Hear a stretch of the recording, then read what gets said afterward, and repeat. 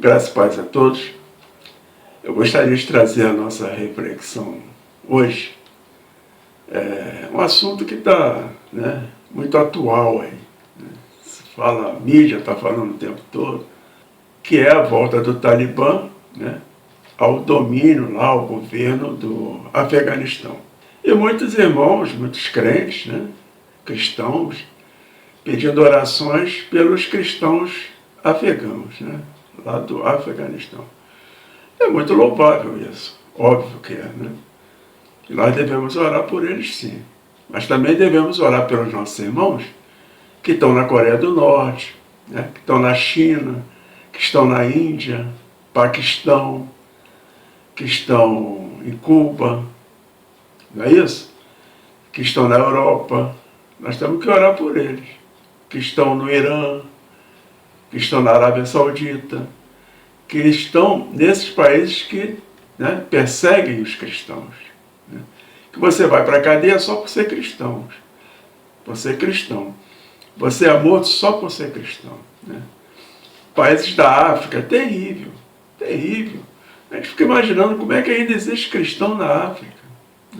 Isso é trabalho de Deus, do Espírito Santo, só pode. Há poucos dias, uma igreja na África, num daqueles países, não vou falar qual país, estava tendo um culto, tinha lá umas 40, 50 pessoas na igreja, entre homens, mulheres e crianças. Chegou um grupo extremista lá, tacou fogo na igreja, fecharam as portas e queimou aqueles irmãos ali. Alguns que conseguiram sair eram abatidos a tiros. Como é que você vai ser cristão num lugar desse? Mas a gente tem que lembrar que o Espírito Santo está lá.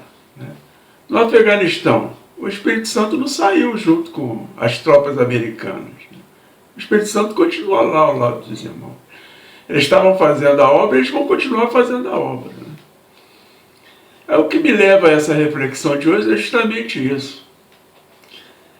Como é que é ser cristão no Brasil e ficar reclamando de perseguição no Brasil? Como é que um cristão no Brasil pode reclamar de perseguição? Isso aí chega a ser quase loucura, não é isso? Não tem um brasileiro preso, ou foi condenado à forca ou prisão perpétua só por ser cristão.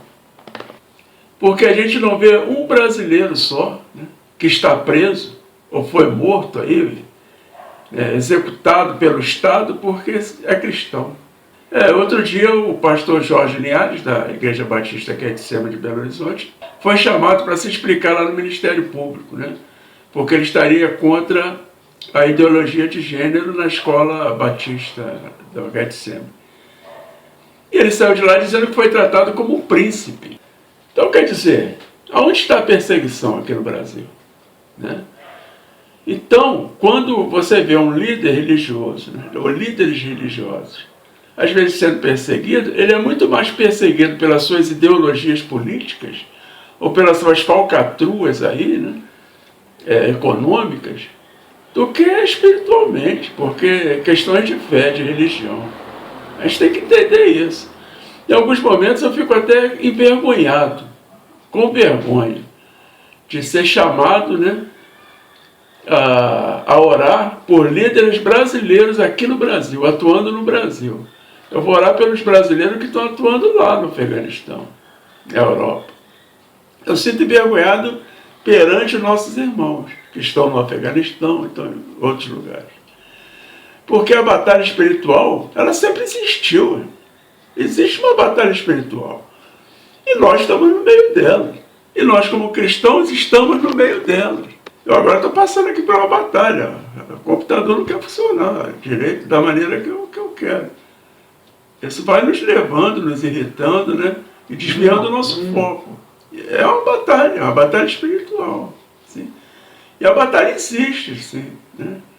É a luta das trevas contra a luz. Não é isso? Jesus é a luz do mundo. E Satanás é o príncipe das trevas. Está na palavra de Deus. Existe um mundo espiritual. Da mesma maneira que existe um mundo aqui físico, existe um mundo espiritual. E esse mundo espiritual, ele interfere nas coisas aqui físicas da Terra. Isso com certeza. Espera na Bíblia lá, né? Anjos, né? Se envolvendo nos assuntos aqui da Terra. Anjo, quando soltou Pedro, ele se envolveu lá numa questão física. Pedro estava, né, preso ali, encarcerado. Não é isso? Quando o anjo veio e anunciou que Jesus iria nascer, né? Anunciou ali para Maria, né? Que concebeu ali do Espírito Santo, ele estava avisando que algo, né, sobrenatural, espiritual, iria interferir na vida dela, física, que ela ia ter um filho. Então essa batalha existe e sempre existiu, não é isso? Então, eu devo orar pelos líderes religiosos brasileiros? Sim, claro, eu tenho que orar pelo meu pastor, pelos pastores, para que eles continuem fazendo a obra deles. Agora, porque são perseguidos, existem pessoas aí, filhos do diabo, né? Seguidores de Satanás que estão lá maquinando mal, eles estão maquinando mal o tempo todo. Nunca deixaram de fazer isso. E quem maquina o mal fica 24 horas desejando o seu mal. A questão é essa. Nós que desejamos o bem para as outras pessoas, nós cansamos, enjoamos, né? Começamos a orar pelas pessoas e dali a pouco já, né? Nosso egoísmo já não deixa mais. Mas quem deseja o mal não, é 24 horas desejando o mal. É isso? Então a luta das trevas com a luz existe. Satanás com Jesus existe, né? As trevas contra a luz. Jesus é a verdade e a vida, não é? E Satanás é o pai da mentira. É uma guerra, é uma luta. E nós estamos aí no meio, né, dessa batalha espiritual, né?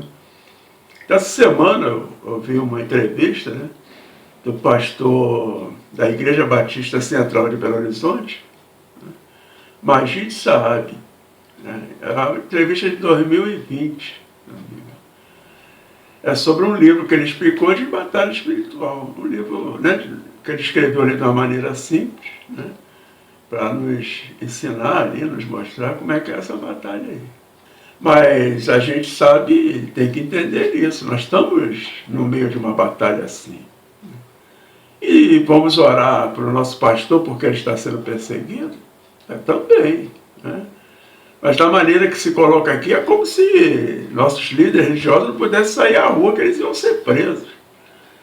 Mas não é assim, ó. Os pastores continuam ganhando seus salários, levando suas vidas, fazendo seus negócios, né? Tocando lá suas igrejas. Não tem que perseguição que tem aqui no Brasil.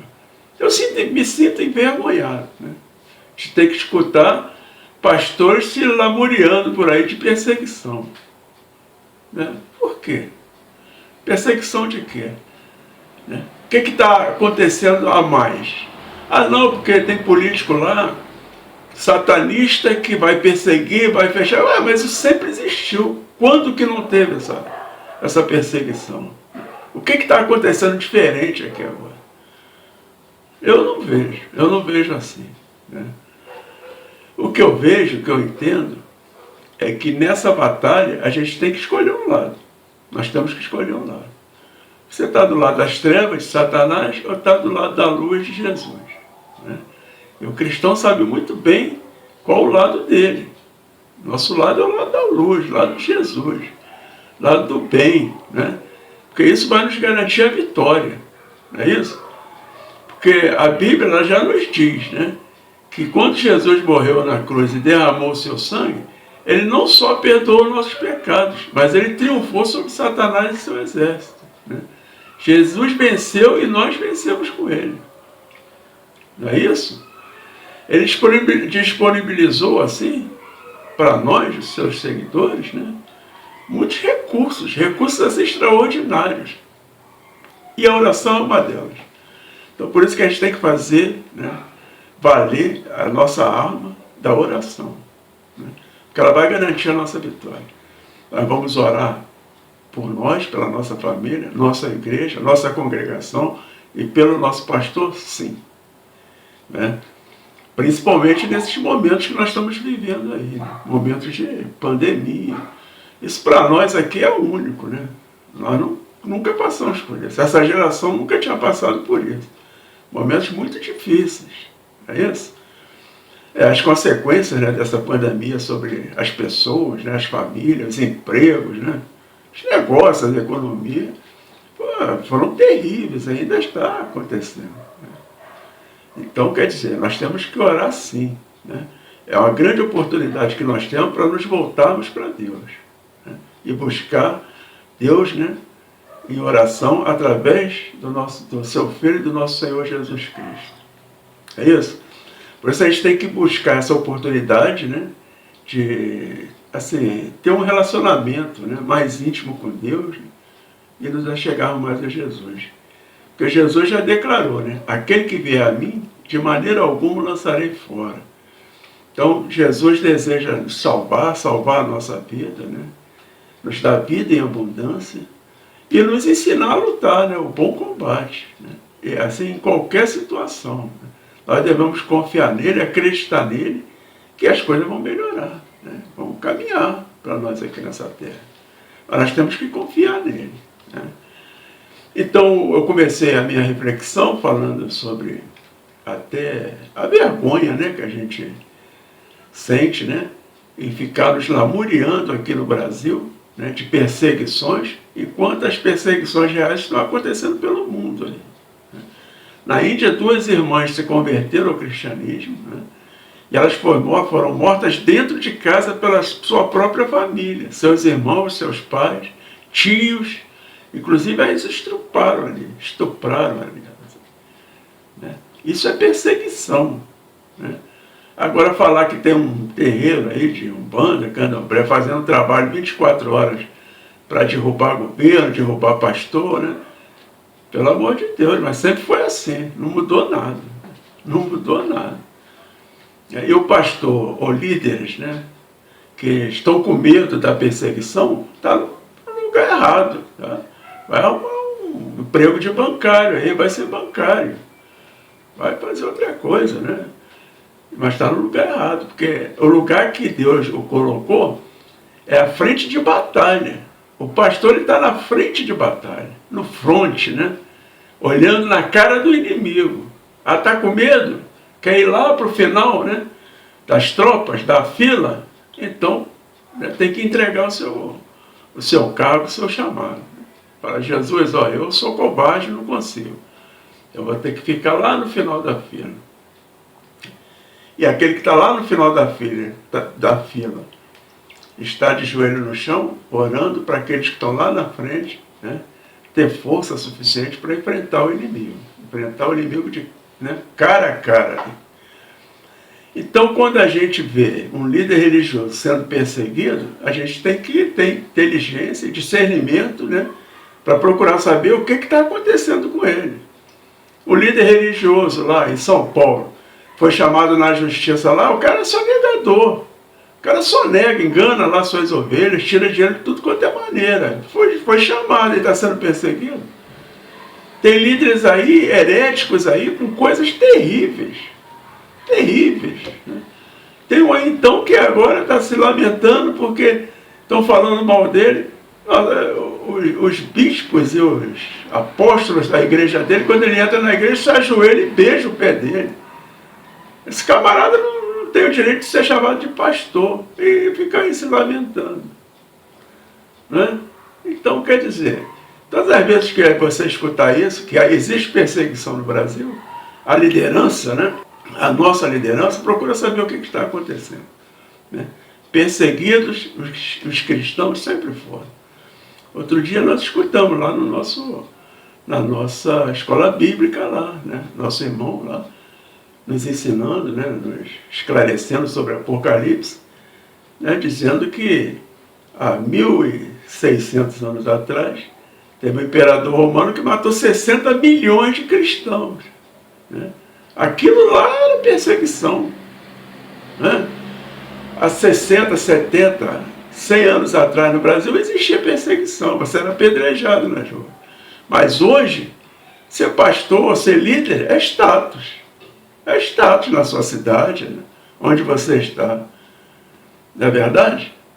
Então, quer dizer, em alguns momentos eu me sinto envergonhado por ser cristão perante aos irmãos que estão no Afeganistão, estão no Irã, estão na Coreia do Norte, estão na África.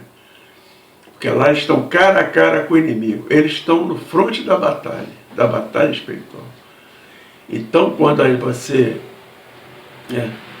sentir problemas físicos, né, psicológicos aqui, e às vezes precisa até de um médico, né?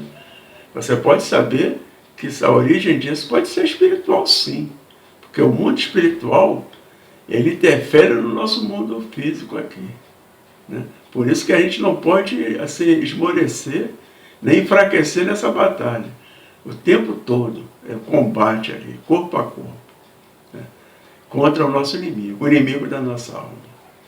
Amém?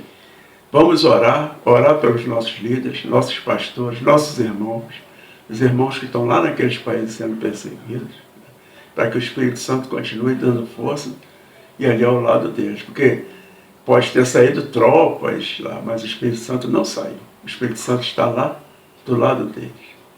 Amém? Espero que a nossa reflexão, né, de hoje nos fortaleça mais para que a gente consiga entender que a gente está no meio de uma guerra brutal, né? Uma guerra de vida ou morte, né? Espiritual. Tá? Ou nós vamos viver espiritualmente para a eternidade com o nosso Senhor Jesus, ou vamos, né, perecer e a segunda morte junto com Satanás no lago de fogo. Amém? Fiquem todos com Deus.